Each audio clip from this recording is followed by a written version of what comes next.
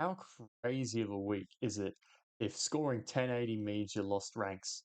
That's got to be the highest scoring round I've seen since probably 2021 days with Turbo averaging 80 and Cleary averaging 90 plus. There was huge scores across the board, and depending on who you hit, you either had a really good week or you had a pretty down week and lost a few. So I had an okay round. A 1080 lost me about 600 ranks or so, but held relatively steady. Karaz really saved my bacon there. After I sold Rob Toya, missed out on his 96, and then benched Dylan Egan with the minutes worries and Munster. Getting ready for the chopping block very soon. Unfortunately, just has not worked out. But yeah, we're on to the chaos of this week now, and we have Preston now confirmed, suspended for 4 weeks. I have 3 Roosters currently in my team.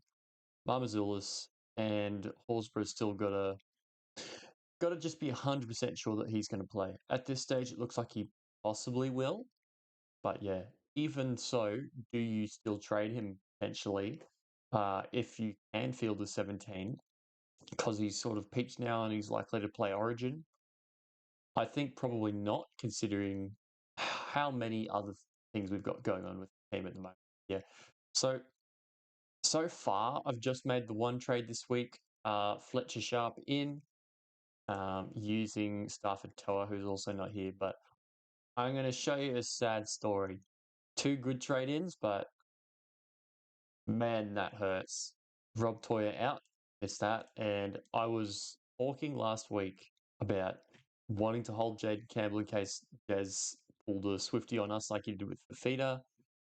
And look who's staring at us from the picture on the front page of the article. Ugh, kills me.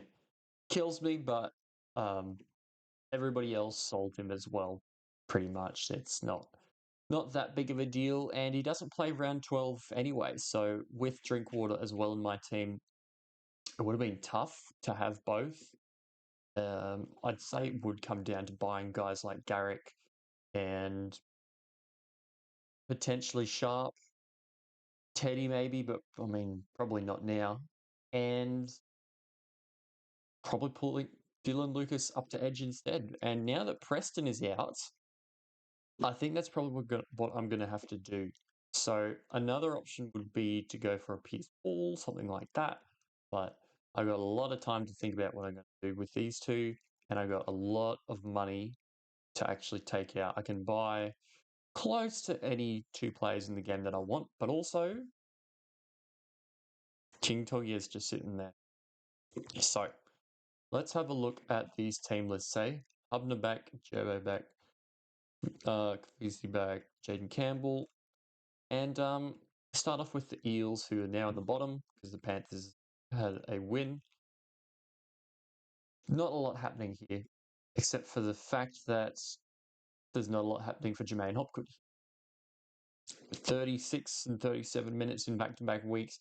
I really wonder if or if his back isn't as good as we thought, or if he hurt it again. Something's going on and something's wrong somewhere. Don't know whether it's injury or not, but you cannot own Jermaine Hopgood at the moment. Katonga sort of infuriated owners with him starting the game on the left, but he managed to scrape to a 35, so that's not too bad. Jack Williams got 59 minutes just to watch. But yeah, possibly one for round 12, but yeah, not super keen. Tommy Gilbert at lock because Plath is out. Still, Abby Farnworth has had a couple of lower ones with a try. He's been torn up by a couple of his opposition centres. Not something that often happens. So there'd be a good chance to bounce back and go really large against the Eels this week. Okay. Anyone else from this team? I've seen a couple of people actually talking about Kafusi, but I just don't see it. Don't think it's worth it. Farnworth, if you're moving Lucas around and want a really expensive backline or a really expensive edge, that type of situation, he is a buy at some point to be a final team gun. But to be honest, I'd kind of rather Garrick and probably Lucas and Carraz, of course, at this point. Carraz is making himself very hard to leave out for Origin, though, so just have to keep a watch on that. But the Knights found some form against the pretty ordinary Rabbitohs team and followed up against the Titans. So we do see the big news, Jaden Campbell back in 7. Very, very strong option for head-to-head when you're not caring about some of these buys. He just looks like just about the best wing fullback at the moment in the game. He's got goals, he's got kick meters, he's kind of doing what Scott Drinkwater's doing, but sort of doing a little bit more than him, I think. But yeah, Drinky's really stepping up at the moment. Sharp, I was actually surprised he only scored 76 with those 3 tries. I saw that he'd scored a hattie before I opened the app, and I was like, oh no. No. What's the damage? I thought it might be 110 or something, but 76. But it just shows you that he's just such a good support player. Like, whenever there's somebody running up and attacking and breaking through, Sharp is there. He's so quick, and he just gets the ball, falls over the line, gets a try. So, very, very dangerous attacking player, scores a lot. Yeah, sort of a Dylan Brown type scorer, not a ton of kick meters, very dangerous 5'8". Marju 55 with no tries, 10 tackle busts, a lot of offloads. He's good. I think he may have been carrying a little bit of an injury or a niggle or something, not sure. Ponga, the bounce back was big though, so very keen, except for the fact that he's gone with Origin. In all honesty, if we had a fantasy team full of 30 players that we play every week instead of the 17, you could fill it with all of these amazing guys this year. There's so many. And yeah, our team value is sky high. We might even see bigger than 2023, 2022, 2023 team values, where a lot of people are starting to push towards 15 million or high 14s. I'm already at 13 and a half myself, I think. Yeah, 13 and a half. Not only just heading into round 10. But yeah, the Knights are a very, very important team because if you look at their buy round grid, they had their round 4 buy, nothing until round 18. So a little bit awkward later in the year, but for now, for this heading into Origin and through this Origin period, they miss all 4 of those first buys, which is amazing. And it's why we're stocking up on some of these attacking players now that the Knights are doing a little bit better. One other player, though, Pierce Paul. Is he a Lucas replacement? Not a Lucas replacement. Is he a Preston replacement? I think he's not bad. He's made some money now. He's averaging mid-50s or so. And yeah, I mean, I really don't mind it at the moment. He hasn't scored a try. He's scoring 50s, 60s at will. His tackle base is the main thing. He's a workhorse this year.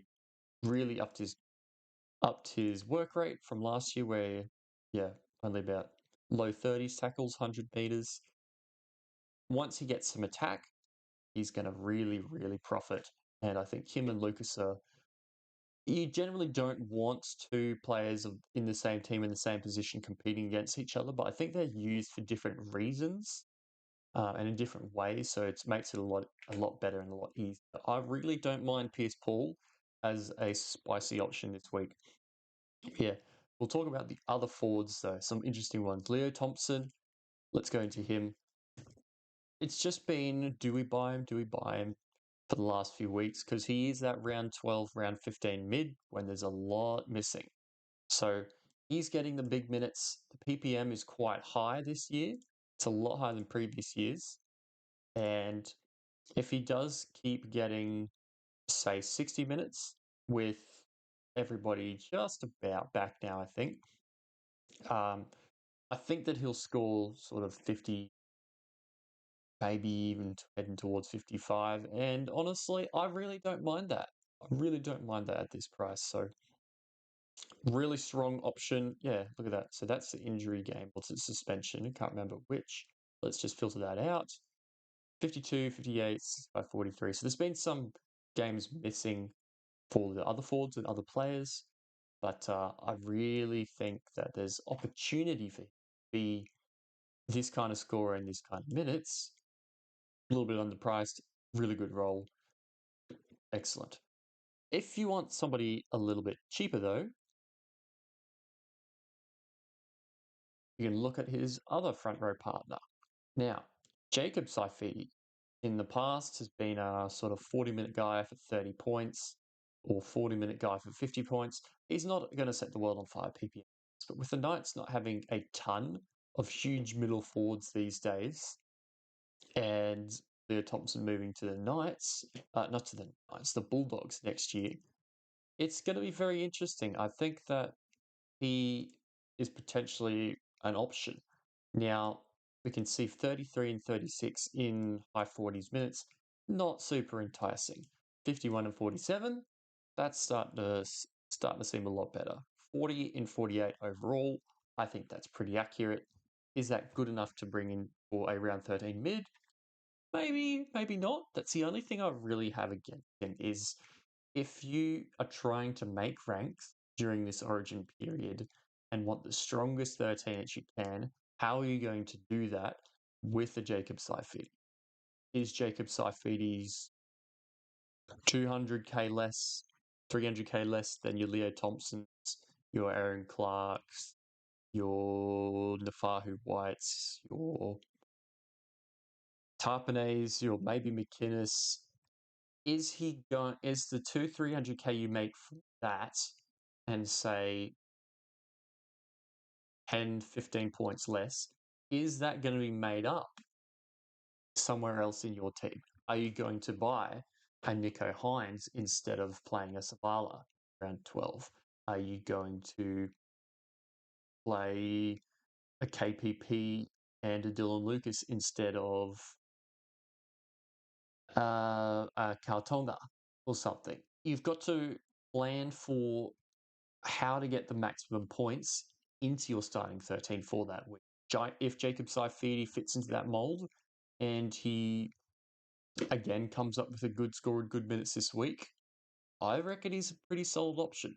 Don't think that he's a top tier, but he'll make money at this point. He started the year 133k more expensive than now. And yeah, he's leveled out. Good schedule. There's a lot to like. The only thing that isn't to like is, again, that pure score in round 12. Okay, so I've talked the Knights to death pretty much now. Dylan Lucas is the GOAT, just buy him. We'll move over to the Titans now. So Brimson, it's just not it. It's just not the year for Brimson. Fortunately, Campbell's back. Campbell will do most of the kicking. Brimson, in a week where everybody seemed to score 60, 70, 80, 90, 100, when you've got a guy like a Brimson in your team, it's just not, at this point of the year, with our teams being as strong as they are, there's no role for Brimson in your side anymore, I think. I think he's a really strong sell if you can do it without jeopardizing your team. Like if you can't play 17 without just selling all of your do not play guys. Fermor is now up to 176, 170 something points in 2 weeks. Loads of tries. The Fafita situation is a bit strange. So there's word that it was injury. There was word that Des dropped him because he wasn't doing good. There's now word that Des may have dropped him because Fafita said, "Can I play left? I want to play left." And Bo Fermor was just gunning it, best player in the team just about.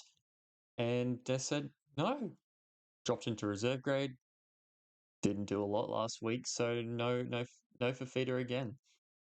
But yeah, I think Fermor's got an origin spot just about sewn up at this point. He's quick, he's hearty, he's an attacking weapon. He's just what they need, to be honest. Gilbert, sure, historically as well. Nanai, sure, but Big Bo's got to be in there or around the squad at least. Let's have a look. Yeah, not really keen on anybody else there. AKP had 13 with a try. He and 150 meters last week. I think he had 8 missed tackles and 3 made. So Kiraz had a day out with that one. All right, we sell the return of Latrell Mitchell, and the Bunnies don't have their back line really intact this year. It's just not happening. But we do see the return of Humphreys. Big thing with that, though, is why was Humphreys a good scorer? Well, one thing, tackled a lot, he ran a bit, he kicked goals, and he kicked heaps. So his base was enormous. But now, actually, let's get rid of that game. So 68 average, priced at 50. Oh, got to get it back in, right? Well, take away those goals, 6 points, Trell's back. Take away a good chunk of those kick meters because Trell's around. And there's Dodd and there's others. He's not needed to be that do everything guy at the moment. Do I still think he can average 50 to 60? Absolutely. But given that there's a round 12 bye, I think you can just absolutely wait and watch. The break even is high. The roll is good, but definitely reduced. Just hold your horses on Humphreys. He's great, but he's also not as great as he was to start the year. Hubner starts at lock and lives another day in my team, considering the other issues. Owen Aiken should just automatically get dual at this point every year. Like, he just moves to center.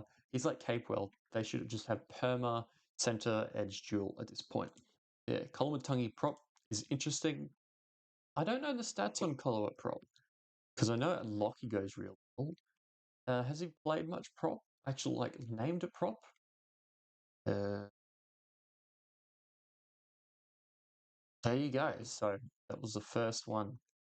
I didn't think it had been a lot. But yeah, not crash hot, but better at second row. And with Hubner being at lock instead of on the bench, that's a lot more enticing for his scoring. Hopefully, he can get 50-ish minutes instead of, well, what did he actually get last week? I don't think it was quite 50 minutes, so he didn't score as well. Anyway, there's not really tons going on with the Rabbits at the moment. Kobo, real good score in a thrashing. Shibasaki, good score in a thrashing. And this may look normal and humdrum and cares, but there's a distinct lack of one Ezra Mann who is now eligible to return. But it looks like he's going to spend a week in Q Cup to see how he goes and warm up into the year. Xavier Willison appears back on the edge, so that is the end of a 50 millisecond Brendan Pukura excitement train. But I mean, Brendan Pukura, with what he did to us last year and what his role has been this year, train kind of was more just a puff of smoke that didn't go anywhere. Yeah, Payne Haas, what a legend. He's just on another level this year, and the only reason why that he's not an auto captain over Terrell May at this point is that Terrell May is getting like 10 minutes more a game. Terrell May's PPM is crazy, but Payne Haas's PPM, it's got to be about like 1.25, right? It's got to be 1.25 or something. Oh, look at that. The numbers come through. But yeah, Jai Gray going to drop a lot of cash. If he somehow makes it back to fullback when there's full teams and full squads and everything, or he goes to 5'8" or something, cool. But yeah, not at the moment. Not at the moment. Raiders starting to come through. They're doing really well. Fogarty had a low-ish one, but I mean, low-ish from him. Oh no, 2 points below 50, boohoo. And Tamale, again, very strong. Horse, low, but yeah, already talked about him. Do we come through? Do we sell? Do we hold? I think he's a hold if he's playing, because there's other problems. But yeah, if he's playing Origin, obviously he's gone. Tups, however, he's very expensive at the moment. I think he's 777k. Good round 13 option, but so much money. Do you do it now? Do you wait till round 13, hope he drops a little bit? Don't know. I don't mind him with some of the really expensive guys being out this week. I think he's an option to bring in, especially if we've already got an Erin Clark or something like that. Just get ready and start to finish it off. But yeah, Matty Nicholson comes through again. He looks like he's going to be a keeper at this point. Very good. Burton returns. Um, he's one of those guys who can be a second gun half in round 12, I'd expect. I don't think he'll play Origin. I think it's probably between Moses and Luai at this point, given that he got that little suspension and the Bulldogs lost one or two. But yeah. So let's think about the round 12 halves now. You got Fogarty's the main guy. A lot of people own Fogarty. You've got I'm blanking out. So you've got the Roosters guys. So you've got like a Savala or a Sandy Smith, probably just Savala. You have Sharp if you want to play him in the halves as a dual. You've got you've got Burton, not Sexton, and there's one other that I'm missing. Who am I missing? Round 12 halves. Metcalf, if you own him, owners jumping for joy pretty much. Deal bags exist, but don't care. Who am I missing? Oh, Isaiah Katoa. Yeah, I think it's between Isaiah Katoa, Fogarty, uh, Burton, Sharp, as you want two of those guys for round 12, unless you're really stacking up elsewhere and not going like a Saifiti up in your. All right, let's keep going. Starting to drag on a bit, but there's so much to discuss and talk about now that we're heading into that transition stage of the season. Lots of things happened last week that influenced things this week. And yeah, now that Preston is out, I would expect Salmon to move to edge, Man to play lock. Maybe even Harry Hayes plays some. I think I saw somewhere that he averaged 47 in reserve grade last year at edge. And see how that goes. But yeah, Reed Marnie. I don't want to bring him up as a hooker option for round 13 just because, yeah, he just scores so many 30 these days. Tons of missed tackles, not even playing 80 half the time. He did play 80 last week after a couple of blips. Uh, Priced at 40. He's got to score more than right? But yeah, at this point, would you just buy Riley Smith instead? And the other guy from the Eels juniors who tackles his head off, doesn't run anywhere, and gets 45 in base plus whatever, and you like it? I think I'll just go Riley Smith. Max King, low minutes. So he's the other round 13, round 12 mid, but I think he's fallen down the pecking order considering that chance for him to lose. Preston leaving helps. That's cool, but he's probably the target to buy in round 12 because I think that dented his price a little bit and his break even's now a bit in the 60s and he's coming down in price. He lost 20k. So if he's high 600, like even 670 in round 12, I might consider him, but Max King isn't screaming keeper stat every year. All right, now more Dragons. This bloke was real good. Do you buy him as the cash down? He is good. Toby Catchman is good. He's so expensive now, and I'm very sad that I don't have him. Dylan Egan, I think he's chasing anybody who benched him like me, and he's going to start him. The thing is now, this is the hidden guy. Not so much even hidden. He got more minutes than Jack DeBellin last week. They played the 80 minutes out at lock. He played 45. DeBellin played 35. If Hamish Stewart is going to be the dominant lock minute player now, he's a buy. But he doesn't play round 12. We got a lot of mids. We got a lot of cash gen. He's kind of a weird one that you'd really like, but he doesn't fit that great in our situation at the moment. He's not a cash down. He's not a role player for the buys. He's an okay money maker, but there's other money. Like, it's a shame because there's some really strong pod option. And I mean, if you need somebody like him or have the potential for there to be a spot that he can serve in your team, I really think he's a really interesting one to buy. Yeah, this bloke finally makes his debut. I've heard a fair bit about him from my Dragons mates. Supposedly he is an absolute machine. So keen to see what he can get up to this week. Aaron Clark's minutes are massive. He 69 minutes, I think it was. That's a lot of 60-minute games now, including one where he didn't come back on because the margin was really far and the chance of winning was basically gone, essentially. So I think that he's just Tohu now. He's been one of their best forwards. I think that he's just a 60-minute lock to score 50 points. And considering he has hooker duel in a year where Grant's dead, not dead, but not as good, Watson has come back to the pack and misses 10,000 games of origin. Tom Starling's not scoring. I think that he's still probably a buy.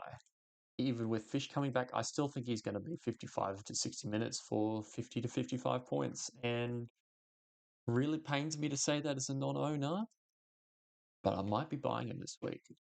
Might be buying him. Might buy Saifiti, might buy him. I think I'm going to need a mid, especially if Horse is ruled out late, but we will see. Halasima has managed to go under the radar. I sort of talked him up a little bit on the Echo Chamber podcast a while back, but got shot down because Capewell exists. But starting second row, not getting all the minutes, but his price is starting to get away. Good money if you jumped on. Very, very well done. But I mean, if he's going to get 60 to 80 minutes, he's a weapon, attacking weapon. I think he's got value, and he's a round 12 player. Do you buy him instead of like a Preston? I don't think so, because we've just got so many good edge options. Yeah, and Wade Egan, now that Healy's on the bench, I think he's going to have his ceiling shaved off a little bit. Instead of being the top clear hooker option, he's probably now slides into that pack, getting 70 minutes a game and like 50 flat average rather than a much higher one. And shout out to Little, who somehow is maintaining a 500k plus price point despite getting no minutes, because he just comes on and tears it up. I think he got like, what was it, 60, 70 in like 35 minutes? Drag. Yeah, look at that. 74 in 46 minutes, 2 tries, couple of 4 tackle breaks, offload. Just, I don't really know even now why they bought Cook. And yeah, Lockie Ilias did well in reserve grade, but is still in the reserves himself. Cows and Panthers. Drinky's a buy at the end. Clap, clap, clap. It's over. He's now scoring. Cows are doing pretty well. And you just go with that. Purdue, a low one. 29 with a try. Do you sell? Probably not, considering what he's shown. But if he puts up another 29 with a try, you can switch him to premium known guns for sure. And he's nearly at that price to be. He's only like 50, 100k off like your Kirazes and stuff. So yeah, Cleary reminded us why he's Cleary. Do you captain him this week? Hard to say. I'd love to say that you can go out and captain Haas and Cleary again confidently, but look what happened last time we did that. Terrell May scored 100. Now, I did fine in 80 minutes, scored well, but he's going to Origin most likely. We do see no Cotter, though, with 2 weeks suspension for him. So that probably does actually help out some of these guys to play the big minute. Yeah. It's funny because Bateman, we were talking up, and then thought, oh, maybe not, maybe yes. And then, like, I don't think many of us started with him. It's been a little bit middling. Yeah. How good's this? So Toto's back, which is really good for Penrith. Jenkins, after a storming effort, after finally getting ball with no Declan Casey hogging the ball like Bradman Best does with Marzu. benched straight away. So cash gen and scoring is pretty much killed. But well done if you still held him for that extra bit of cash and score. Yeah. Just imagine how much Lincoln Greg Margie would score if Luke Garner was on his side. He'd be at 160 or something, I reckon. Far out. But we go into the Sunday games to kick off the end of the round. And Xavier Coates is not fantasy relevant, but I will give a shout out to him, especially this week, because his 19 was the sole thing that stopped the top scorer of the week getting 1,300 points. He was on 1270 with just Coates to go, and Coates decided, nah, I'm not going to do it. And him and Kautonga were by far the lowest two scores in that bloke's team. I think it was like only one other sub 15 was like a 48 from Fogarty or something. So yeah, Hughes didn't do any get any attacking stats, but still managed to score okay. Munster, it was a false flag gone. Just not him this year for fantasy. Still good in real life, doing well in Supercoach when like the second last pass and the interaction gets you more points, but yeah, not in fantasy. Blue Eyes round, Terrell May, still a strong captaincy option. Back-to-back 50s for Safer to make it slightly annoying for sellers, but also doesn't matter because very, very few people have held anyway. And yeah, Naden's still in the centres. And you'll know my favourite stat with Brent Naden about scoring 0 and 35s in alternate weeks. So yeah, Garrick is a nice buy if you don't have him because of his origin coverage, centre dual wing fullback, and plays all three buys. Load him up, lock him in. I'm probably going to get him in round 12, or if I have enough, maybe I'll buy him around 13 or 14, depending on when the second buy is. So, see with that. Yeah, the talking point this week for the Manly team is one Jazz Tevaga, because we see Gerbo move to the prop rotation, and Tevaga actually scores quite well in the middle position. So when he played at the Warriors, like he would sometimes come on and go bang, score some big scores and they disappear. Almost like Dylan Walker, to be honest. But if you go to his lock scores, oh, look at all these 40, 50 minutes for 30, 40, 50 points. Not bad at all. And last few seasons, not as high, but still not too bad. And yeah, that was a little bit yuck, but I'd say, versus Panthers, the Panthers kind of flattened them in. Oh, no, sorry. No, I'm thinking of the Broncos. Never mind, but yeah. I think Tevaga, especially with his hooker duel, is quite appealing, but personally, with Sipley back in round 13 from suspension and Aloye sort of to be decided with that shoulder, you're definitely going to get 3 weeks out of Jad. Well, definitely. You're probably going to get 3 weeks out of him and then huge uncertainty. If Gerbo plays Origin, wheels up Tevaga. If not, he's also one of those guys who falls into the do you need him at this point, considering that a lot of us have well into the 13 millions, maybe 13.5 million even. And in a year last year, where the top teams were only 14 million at the end, or like low 14s, already getting really strong squads. So don't know how much somebody like this, who's kind of a semi-cash cow mid-rangery type dude, fits at this point. So I'm not a Jazz Tevaga fan. I know a few people are. If he does get more than those 3 games, I think he'll do well. Look, I'd say he makes minimum 80k, right? But I just can't say anything after that. One dude who is a nice pod is Iro. Can't stop scoring tries this year in the new setup with Trindle and Hines. And yeah, along with Farnworth, he's one of the best centre options. Just the fact that we got Draz, and we got Lucas, and we got Fernmore, and we got Farnworth. So very spoilt for choice. I like him in Supercoach a lot, though. I think I'm maybe considering him very shortly. Hines as well, but he's kind of like Sharp. It's like, oh wow, he just scored a billion try assists. Oh, what did he get? Oh, okay, but he still manages to score 50s all the time. So Hines is good. AFB is a bit expensive. Nikra is cheap, but his base is way down. He's getting about 7 or 8 less tackles a game. McInnes, the tackle break monster, 8 tackle breaks last week. If he misses Origin, one of the best round 13 options, in my opinion, for the round 12 options for mid. So I guess it comes down to probably him, Gerber, and Barnett. One or two of them will make it, one or two will miss out. Probably at this stage, oh, oh.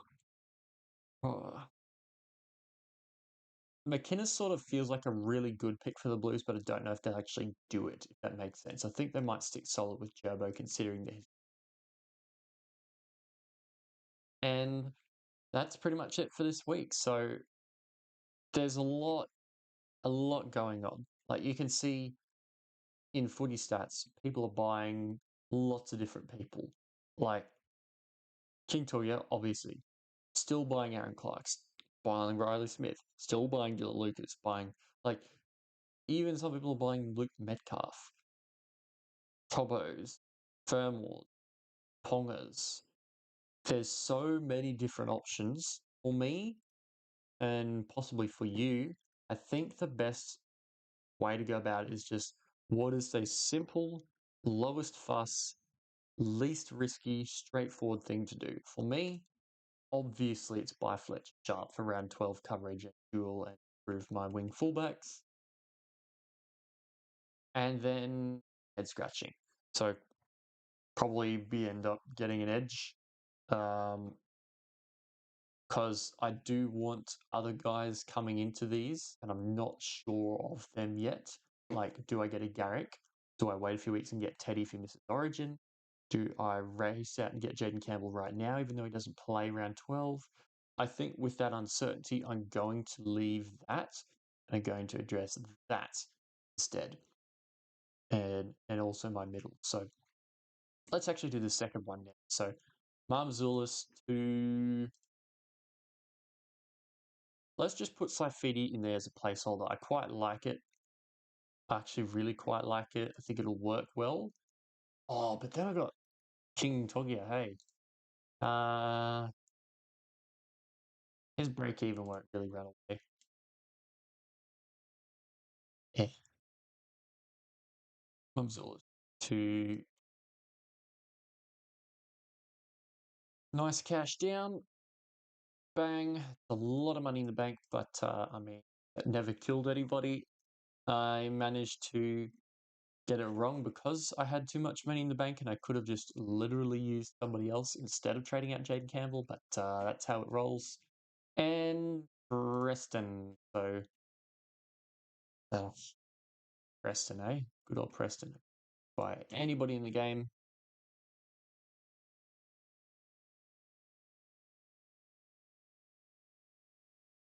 So much money. I feel like you could be getting points instead.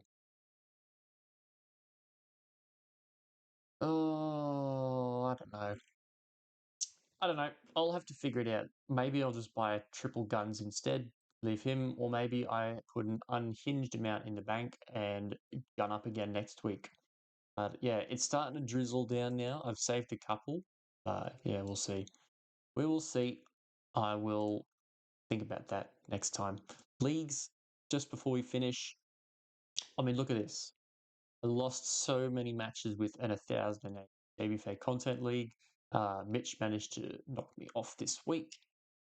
And yeah, Battle of the Podcasts. I'm still somehow ninth. I thought I would be going down a fair bit, but yeah, man. Jamie's up there. A few Echo members. Geordie is having just a stormer of a year at this point. He captained Cleary for his low score, and he's just flogging at the moment. I think he'd be about 12th overall if he didn't do that. But yeah, really good strong players in here. Cookie's coming up the ranks. Mitch is coming up the ranks. We've got Longy coming up as well. Osto from amateurs. And yeah, Nick's been pretty strong the last couple of years, so keen to see that. And yeah, just to shout out this week, I made 0 ranks basically with a 1530, which is my highest Supercoach score ever. Absolutely mental. Anyway, Magic Round isn't going to be as